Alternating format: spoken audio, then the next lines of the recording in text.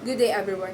Today I'll be discussing the foundation of our study, which focuses on a solar powered fan system to improve classroom conditions at TUP Cavite campus. To set the stage, let's look at the abstract. Our research aims to enhance classroom comfort and energy efficiency through a sustainable, cost effective cooling solution. We intend to evaluate the system's technical and economic feasibility, aiming for it to serve as a model for renewable energy adoption in schools.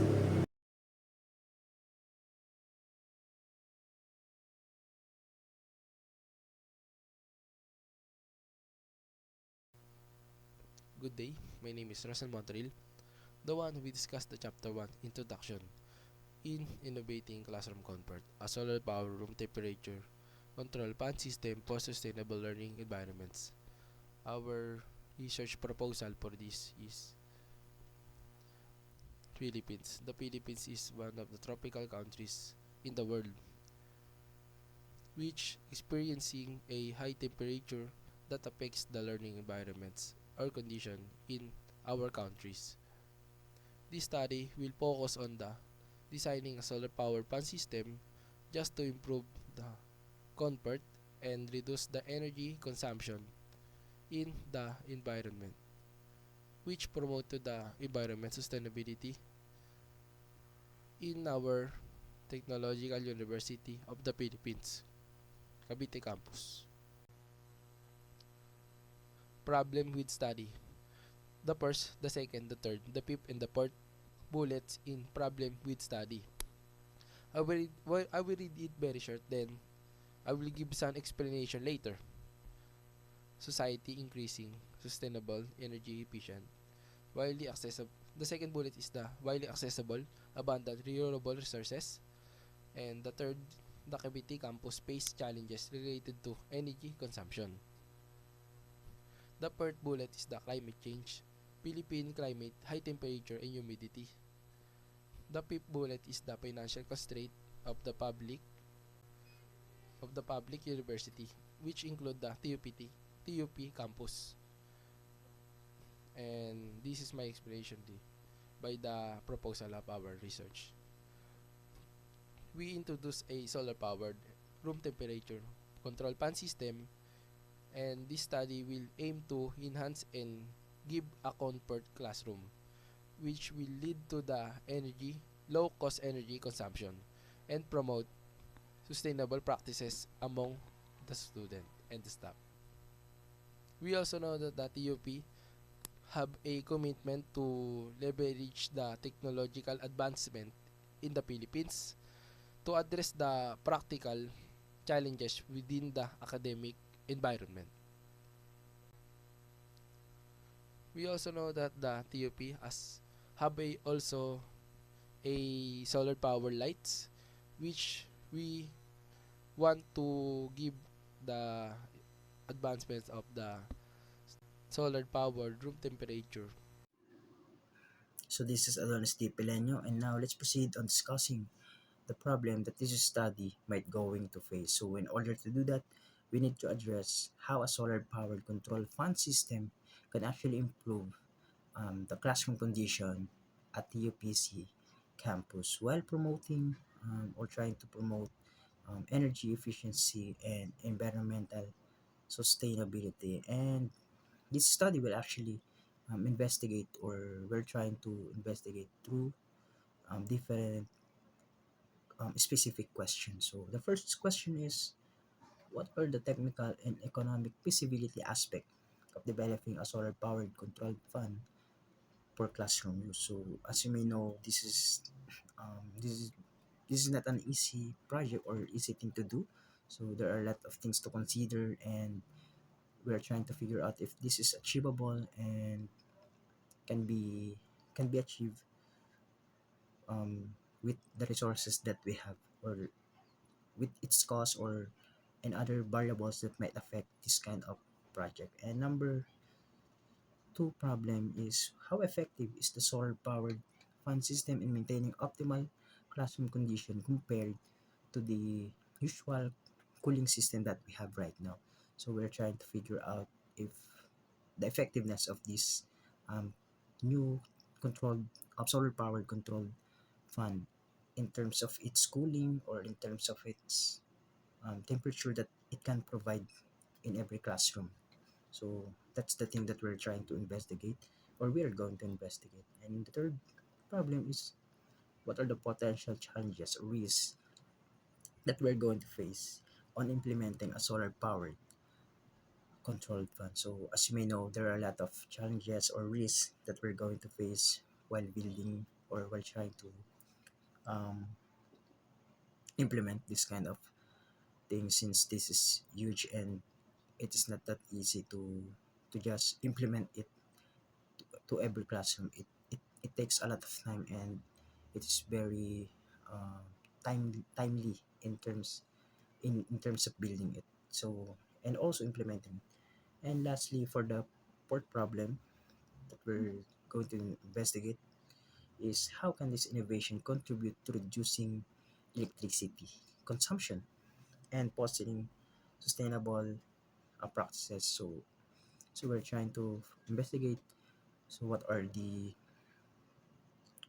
comparison, or what are the effect of this solar powered controlled fan system when it comes to the consumption of the electricity of the university. So whether it is actually helpful when it comes in reducing it, or it doesn't do anything that much. And also we're trying to provide or foster um, sustainability in inside of the campus. So that's it for the problem. And so now let's proceed on discussing the significance of this study. So as you may know, um, solar powered control fans are rarely used in different schools. Knowing its impact and contribution when it comes to energy efficiency and classroom environment. So that's why this study will serve as a stepping stone in improving the cooling system at the UPC in order to build an energy efficient, environmental friendly, and better learning experience or environment for every student at the UPC campus. So the scope of this study focuses on designing.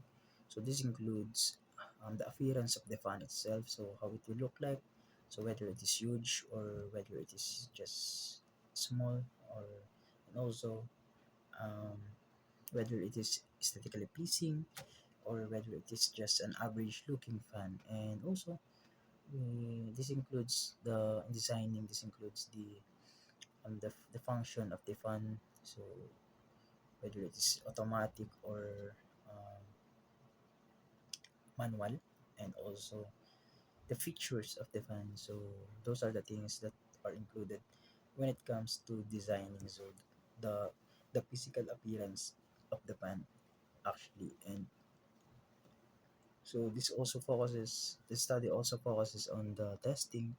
So how it will be used and how it will function when it is in use inside of a classroom. So those are the things that this study will going to focus on.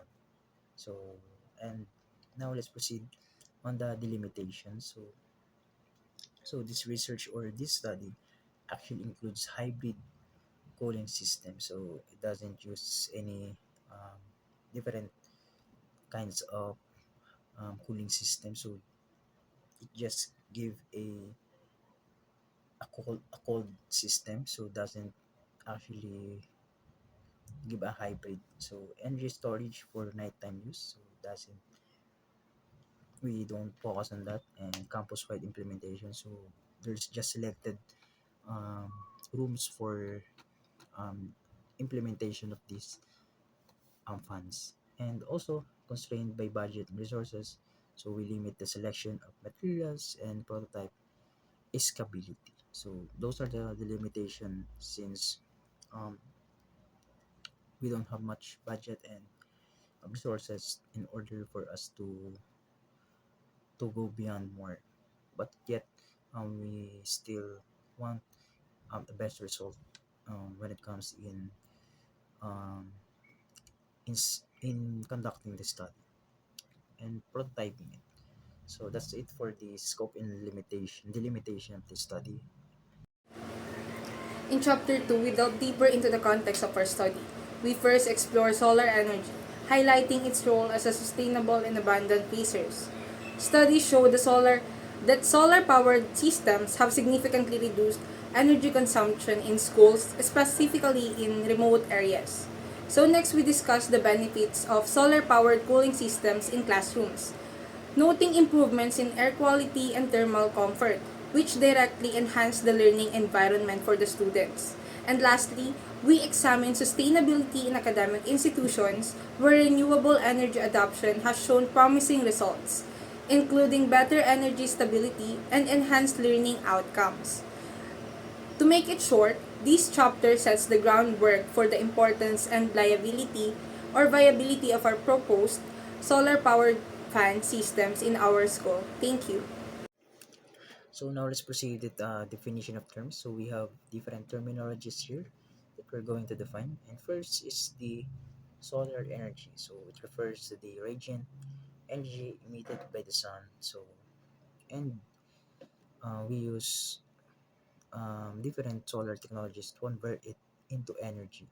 So basically, it comes from the sun, and then we use solar technologies to convert it into electricity in order to provide a solar energy.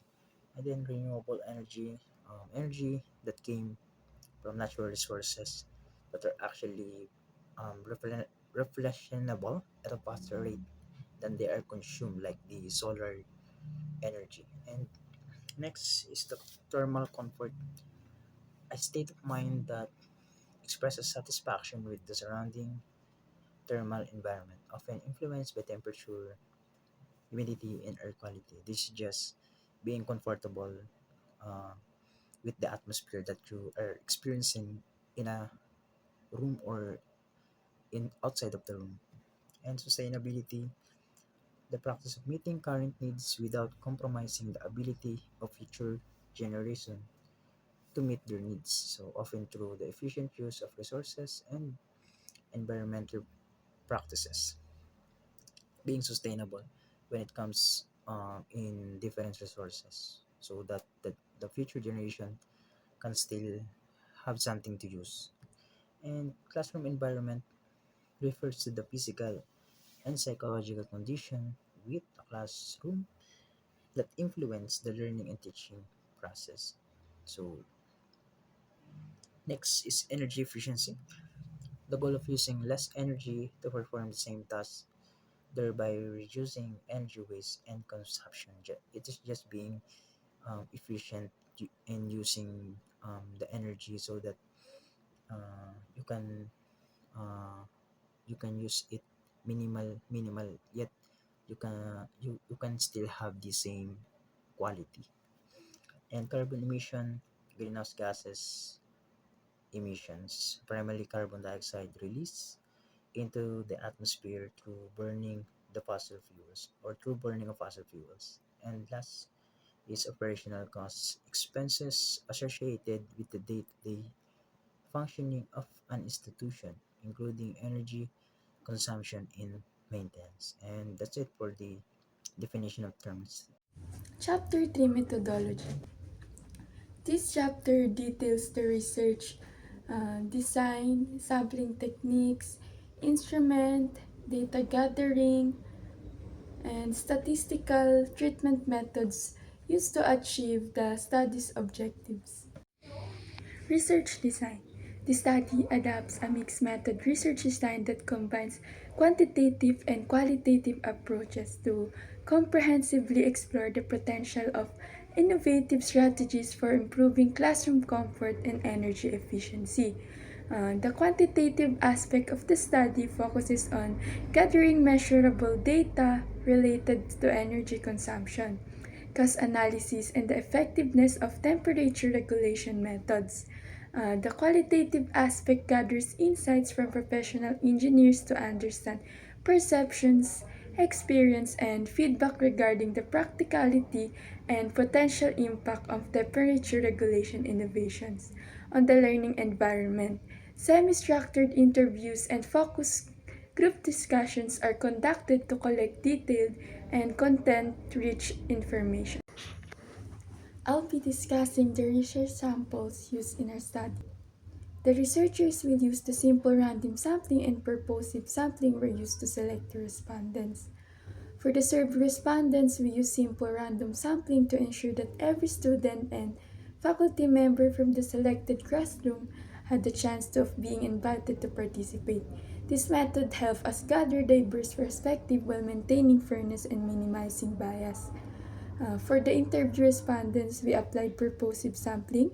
This method focused on selecting individuals who could provide valuable insights, particularly for group discussions and interviews. So here, in the research instrument, it is a tool or device used to collect, measure, and analyze data. So the researchers use a combination of survey questionnaires, interviews, assessments or tests, experiments, and observation checklists. The research questions was developed by the researchers about the satisfaction of the students and the teachers on the possible outcome of the innovated solar-powered room temperature control fan system. So here in the data gathering procedure, the data gathering procedure is a systematic process of collecting data from the participant or sources, or what we are called the respondents. So we can gather information or data from the respondents based from the research instrument that we are using. So the researchers need to provide a consent from the respondents, and the respondents need to voluntarily involve or answer the interviews or the questionnaires provided by the researchers. So next, in the statistical treatment, the researchers used a mixed method so that they had need to provide a statistical tool from quantitative data and in qualitative data. So the researchers provided a statistical tool of descriptive statistics to measure the mean and the standard deviation of the research from the research questions. And then from the qualitative data, they had used the content analysis to measure the data collected from the respondents. In the ethical consideration, we have here confidentiality, informed consent, right to withdraw, and debriefing. So before the respondent starts to answer the questionnaire or the survey, the researchers need to discuss all of these ethical considerations so that the respondents had an idea on what is the paper all about and what we are considering about their personal information, especially on the confidentiality.